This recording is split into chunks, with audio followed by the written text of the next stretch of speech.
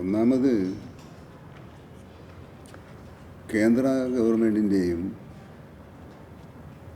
കേന്ദ്ര പരിസ്ഥിതി മന്ത്രാലയത്തിൻ്റെയും അതിൻ്റെ ചുമതല വഹിക്കുന്ന ബഹുമാനപ്പെട്ട കേന്ദ്രമന്ത്രി ഭൂപേഷ് യാദവിൻ്റെയും അവകാശവാദങ്ങൾ അർദ്ധസത്യങ്ങളും വസ്തുതകളെ മറച്ചുവെക്കുന്നതുമായ ഒരു നടപടിയായി മാത്രമേ അതിനെ കാണാൻ കഴിയൂ.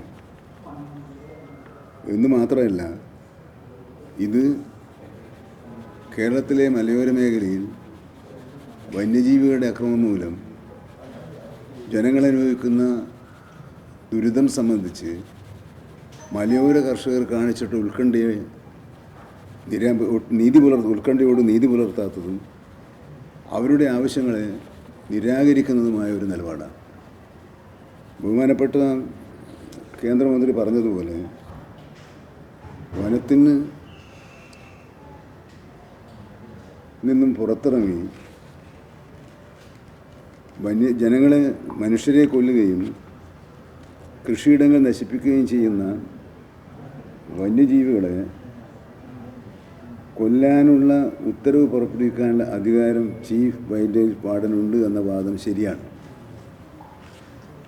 1972 വനം വന്യജീവി സംരക്ഷണ നിയമത്തിൽ 11(1)(a), 11(1)(b) എന്നീ വകുപ്പ് പ്രകാരം ഈ അധികാരം സംസ്ഥാനങ്ങളിലെ ചീഫ് വൈൽഡ് ലൈഫ് വാർഡനുണ്ട് എന്നതാണ് പറയുന്നത്. എന്നാൽ അതിലെ നിബന്ധന പ്രകാരം യാതൊരു വന്യമൃഗത്തെയും അതിനെ പിടികൂടാനോ മയക്കുവെടി വെക്കാനോ മറ്റു സ്ഥലങ്ങളിൽ മാറ്റാനോ സാധിക്കുകയില്ല എങ്കിൽ മാത്രമേ അതിനെ കൊല്ലാൻ ഉത്തരവിടാൻ പാടുള്ളൂ. എന്ന് പറഞ്ഞാൽ പൊതുവേ ഒരു ഉത്തരവില്ല.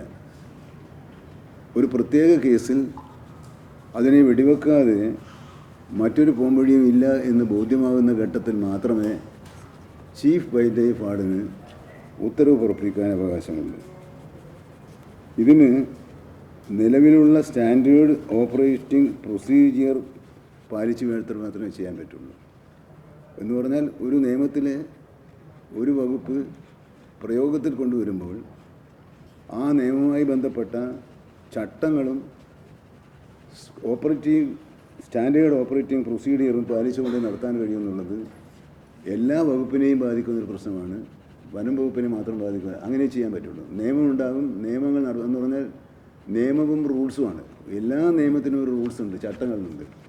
ആ ചട്ടങ്ങളിൽ പറയുന്ന വ്യവസ്ഥകൾക്കനുസരിച്ച് ഏത് നിയമവും നടപ്പിലാക്കുക എന്ന് പറഞ്ഞാൽ അത് പറയുന്നത് ഈ നിയമം എങ്ങനെ നടപ്പിലാക്കണമെന്നാണ്. നടപ്പിലാക്കുമ്പോൾ ശ്രദ്ധിക്കേണ്ട കാര്യങ്ങളാണ്. ആ ശ്രദ്ധിക്കുന്ന കാര്യത്തിൽ കേരളത്തിലെ ഈ നിലവിലുള്ള നടപടിക്രമങ്ങൾ സ്റ്റാൻഡേർഡ് ഓപ്പറേറ്റിംഗ് പ്രൊസീജിയർ പ്രകാരമാണുള്ളത്. അവ ആകെ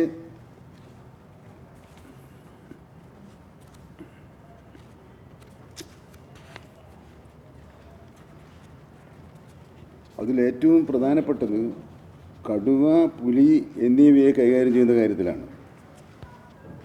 കടുവ, പുലി എന്നിവ പുറത്തിറങ്ങിയാൽ ആദ്യപടി എന്നുള്ള നിലയിൽ ഒരു 6 അംഗ സംഘം സമിതി പ്രാദേശികമായി രൂപീകരിക്കണം.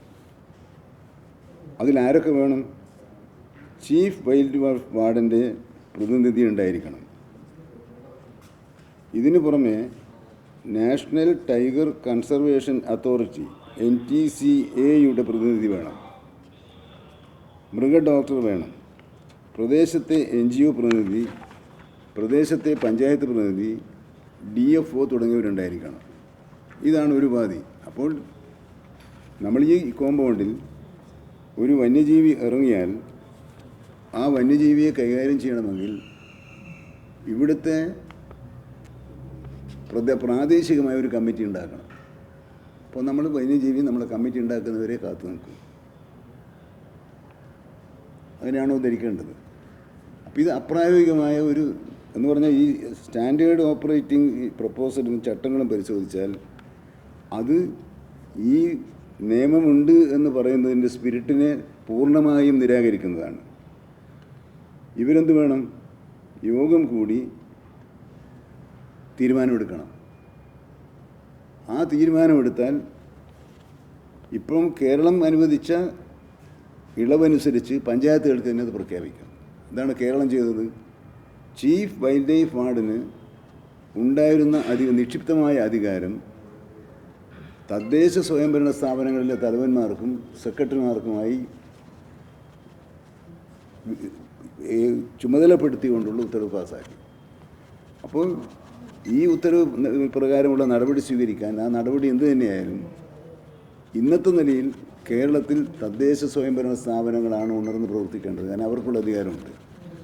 അതെന്തുകൊണ്ടാണ്? ഇവർ യോഗം കൂടി ചീഫ് വൈൽഡ് ലൈഫ് വാർഡിനെ അറിയിക്കുന്നതിലേക്കും എന്താ കാര്യമാണോ അവിടെ നടപ്പിലാക്കേണ്ടത് അത് നടപ്പിലാക്കാനുള്ള സാധ്യതയില്ല. ഇത് വല്ലാത്ത കാലതാമസം ഉണ്ടാക്കും.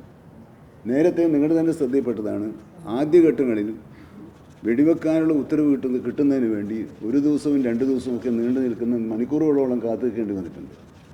ഈ ഒരു ദുരവസ്ഥ ഒഴിവാക്കാനാണ് സംസ്ഥാന ഗവൺമെൻറ് ഈ വകുപ്പിൻ്റെ അടിസ്ഥാനത്തിൽ ഡെലിഗേറ്റ് ചെയ്തുകൊണ്ടുള്ള നിലപാട് സ്വീകരിച്ചത്.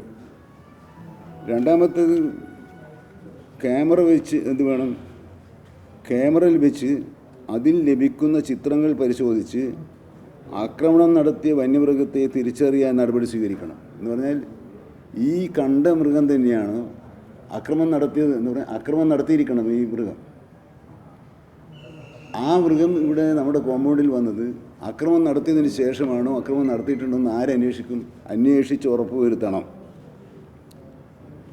മൂന്നാമത്തത്, പ്രദേശത്ത് കന്നുകാലികൾക്കുണ്ടായിട്ടുള്ള പരിക്ക്, ഗുരുതരമായ ഏറ്റുമുട്ടൽ എന്നിവ സംബന്ധിച്ച വിശദാംശങ്ങളുണ്ടെങ്കിൽ അവ, കൂടാതെ ഇത്തരം സംഭവങ്ങൾ ഉണ്ടാകുന്നതിൻ്റെ കാരണം എന്നിവ നിശ്ചയിക്കുന്നതിന് ഒരു വിശദമായ ഗവേഷണവും ഉണ്ടാകണം. 4, മനുഷ്യരും വളർത്തുമൃഗങ്ങൾക്കും പരിക്ക്, പരസ്പരം ഏറ്റുമുട്ടൽ എന്നിവ ഉറപ്പുവരുത്തിയാൽ ഓട്ടോമാറ്റിക് വാതിലുള്ള കെണി വെക്കാൻ നടപടി സ്വീകരിക്കാം. ഇങ്ങനെ കൊല്ലപ്പെടുന്ന സ്ഥലത്തിനിടയിൽ മൃഗത്തെ തിരിച്ചറിയാൻ ക്യാമറ ട്രാപ്പ് സ്ഥാപിക്കണം. അപ്പം നമ്മളൊരു പന്നി നമ്മുടെ വീട്ടുമുറ്റത്ത് വന്ന് നമ്മുടെ കൃഷി നശിപ്പിക്കുകയും മനുഷ്യൻ്റെ ജീവന് ഹാനികരമായി പ്രവർത്തിക്കുകയും ചെയ്യുമ്പോൾ ക്യാമറ വെക്കണം. അപ്പോൾ ഇത് കൊക്കിനെ പിടിക്കാൻ കൊക്കിൻ്റെ തലയിൽ വെണ്ണ വെക്കണമെങ്കിൽ കൊക്കിനെ പിടിക്കണം എന്ന് പറയുന്നൊരു സമ്പ്രദായം നമ്മുടെ നാട്ടിലുണ്ട്, ഒരു ചൊല്ലുണ്ട്. ആ ചൊല്ലിനെ അതിൻ്റെ അർത്ഥത്തിൽ അപഹാസ്യമായ വിധത്തിലുള്ള ഒരു ഉപാധികളാണ് ഇവിടെയുള്ളത്. എന്നിട്ടോ ഇങ്ങനെയുള്ള വന്യമൃഗങ്ങളെ ദിവസേനയുള്ള ചലനം മനസ്സിലാക്കാൻ പ്രഷർ ഇംപ്രഷൻ പാഡുകൾ PIPS സ്ഥാപിക്കണം. സ്ഥലത്ത് 144 പ്രഖ്യാപിച്ച് പൊതുജനങ്ങളെ നിയന്ത്രിക്കണം. അത് ചെയ്യാം, അത്ര ജനങ്ങളുണ്ടെങ്കിൽ. മയക്കുവെടി വെക്കപ്പെടുന്ന കടുവ, പുലി ആരോഗ്യമുള്ളതാണോ അല്ലയോ എന്നത് പ്രസ്തുത സമിതി പരിശോധിച്ച് ഉറപ്പ് വരുത്തുന്നത്. ഇവനെങ്ങനെ പരിശോധിക്കുക? ഇവിടെ വന്ന ഒരു കടുവയോ പുലിയോ ആരോഗ്യമുള്ളതാണോ ആരോഗ്യ പ്രശ്നങ്ങൾ ഇല്ലാത്തതാണോ എന്ന് ഉറപ്പുവരുത്തണം, പരിശോധിച്ച് ഉറപ്പുവരുത്തണം. 8,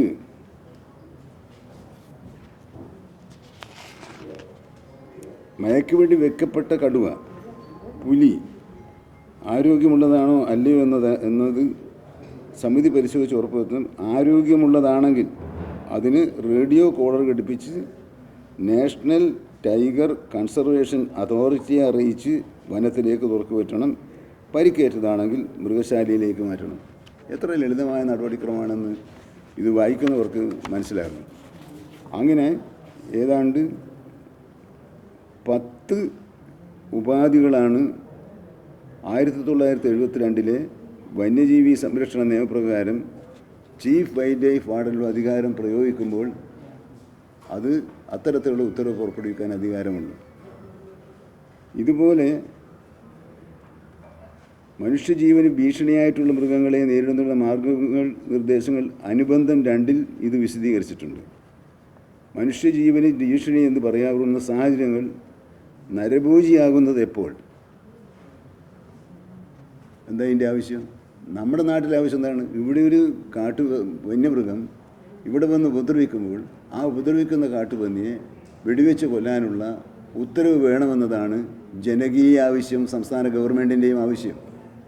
ആ ആവശ്യത്തോട് നീതി പുലർത്തത്തക്ക വിധത്തിലുള്ളതല്ല ചീഫ് വൈൽഡ് ലൈഫ് വാർഡന് അധികാരമുണ്ട് എന്ന് പറയുന്ന ഇപ്പോൾ നിയമത്തിലെ വ്യവസ്ഥകളും ബഹുമാനപ്പെട്ട കേന്ദ്രമന്ത്രിയുടെയും കേന്ദ്ര ഭരണകർത്താക്കളുടെയും നിലപാടുകൾ എന്ന് പറയേണ്ടി വന്നതിൽ ഖേദമുണ്ട്.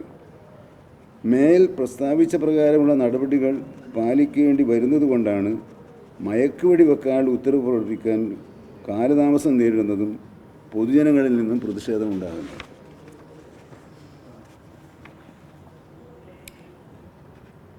അപ്പോൾ ഈ ഉപാധികളോടുകൂടി ഈ നിയമം എങ്ങനെ ജനങ്ങൾക്ക് പ്രയോജനമായ വിധത്തിൽ, കർഷക സമൂഹത്തിന് ആശ്വാസകരമായ വിധത്തിൽ നടപ്പിലാക്കാൻ കഴിയും എന്ന വിശദീകരണമാണ് കേന്ദ്രത്തിൽ നിന്ന് നമ്മൾ ആഗ്രഹിക്കുന്നത്.